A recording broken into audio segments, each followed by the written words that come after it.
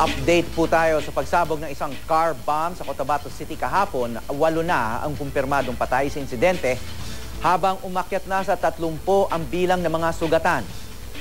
Posibleng target daw ng pagsabog ang City Administrator ng Cotabato. May news to go si Ian Cruz. Naglalagabnab pa ang apoy sa gusaling ito sa Sinsuat Avenue, Cotabato City nang datna ng mga bumbero. Nadamay pati ang katabing punerarya at ilang sasakyan. Ay, sumabog na ang putsi dyan ba? Ang sunog dahil sa pagsabog na batay sa paunang investigasyon ay mula sa isang improvised explosive device na kinabig sa isang nakaparadang kotse sa tapat ng punerarya. Naganap ang pagsabog habang dumaraan ang convoy ni Cotabato City Administrator Cynthia Sayadi, kapatid ng mayor ng lungsod.